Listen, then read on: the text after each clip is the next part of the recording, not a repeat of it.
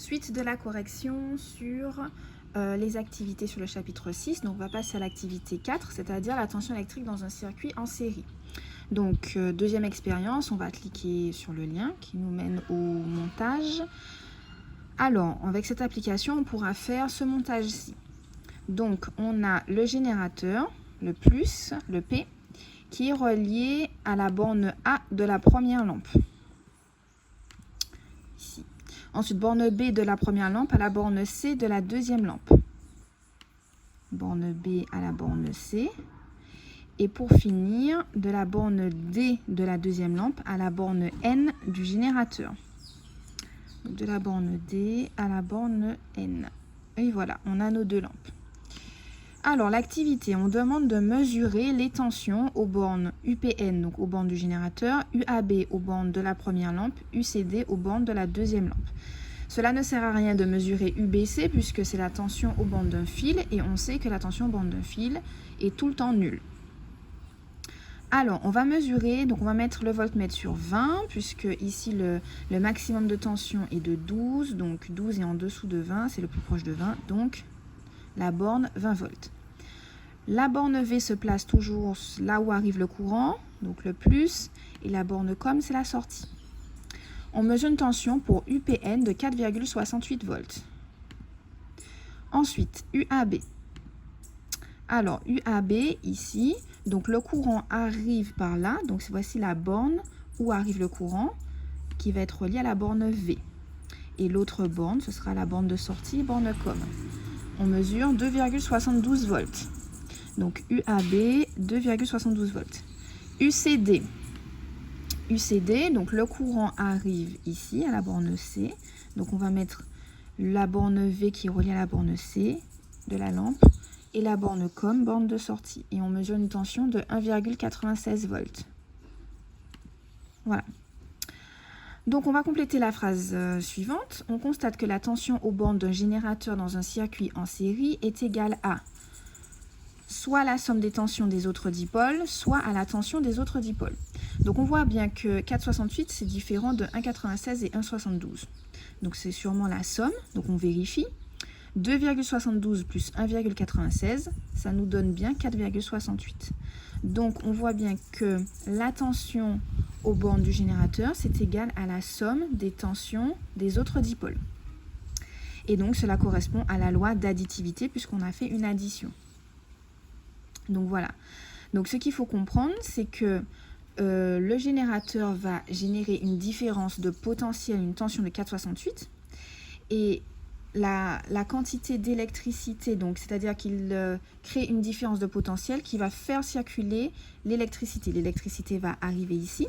Cette quantité d'électricité restera toujours la même partout dans le circuit. C'est pour ça qu'on dit que pour l'intensité, que l'intensité est la même partout dans un circuit en série, puisque la quantité d'électricité reste la même. Par contre, la hauteur à laquelle ça va être envoyé sera différente. Là, ce sera la plus grande des hauteurs.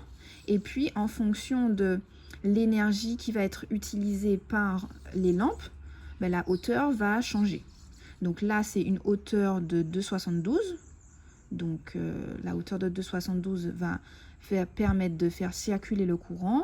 Et ensuite, une hauteur de 1,96 pour faire revenir ici. Donc des fois, on compare à un circuit automobile où ici, c'est-à-dire que ici, on a la banque. Voilà, la banque, on récupère de l'argent et il faut, avec cet argent, donner cet argent à une partie du premier récepteur et l'autre partie à l'autre récepteur. Mais la voiture reste toujours la même, c'est-à-dire que l'intensité reste toujours la même. Voilà. Alors, on va passer à l'activité suivante.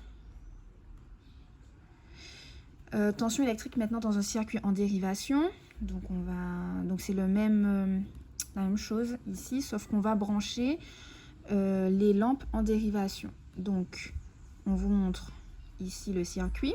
Donc, la borne P à la borne A, la borne N à la borne B, et de A à C, de B à D, pour former une première boucle et une deuxième boucle.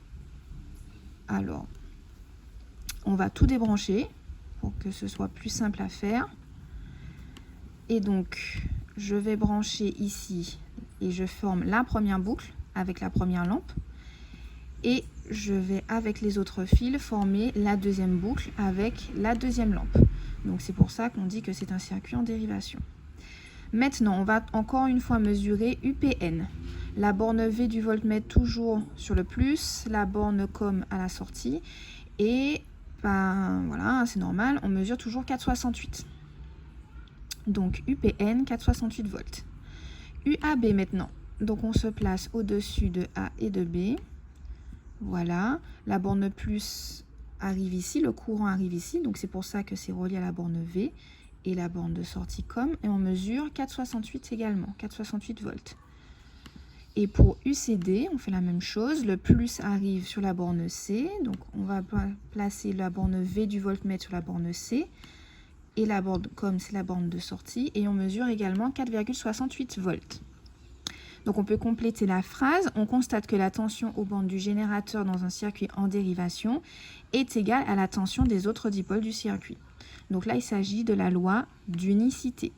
C'est-à-dire que la hauteur, la différence de hauteur que la pile, le générateur envoie, sera la même pour chaque dipôle. En fait, pour chaque boucle, on a toujours cette hauteur-là. Puisqu'il faut que cette hauteur-là soit là pour que le courant puisse faire toute la boucle. Donc voilà, alors donc j'explique. Si jamais il y avait une deuxième lampe ici, la tension mesurée pour chacune des lampes correspondrait à la somme, d'accord, la somme des deux lampes ferait 4,68, puisque les deux lampes se partageraient les 4,68 volts. Là, la lampe, elle est toute seule, donc elle prend toute seule la différence de hauteur de 4,68 volts. Pareil pour ici. Mais si j'avais par exemple ici 3 dipôles, les 3 dipôles se seraient partagés les 4,68 volts. Parce que les 3 dipôles, branchés les uns à côté des autres, sont des dipôles branchés en série. C'est seulement quand c'est en dérivation que la tension, elle correspond à la tension du générateur. Et donc, que constatez-vous par rapport aux mesures d'intensité? Donc, on voit que les lois ne sont pas les mêmes, mais qu'elles sont opposées. Puisque pour l'intensité, dans un circuit en dérivation, on a vu que l'intensité, c'est la somme de l'intensité ici de la branche principale, correspond à la somme des intensités dans les branches dérivées. Donc, c'est l'inverse. Alors, vous aurez un petit... Donc, c'est l'opposé. Voilà. Donc, vous aurez un petit récapitulatif. Je vais vous envoyer donc la leçon avec, à la fin de la leçon, un tableau récapitulatif qui montre bien le parallèle entre intensité et tension. Donc, comme ça, qui reprend tout pour l'intensité, tout pour la tension, tout ce que vous devez savoir. Très important puisque en troisième, vous allez vraiment utiliser l'intensité et la tension comme notion. Donc, c'est vraiment un chapitre important.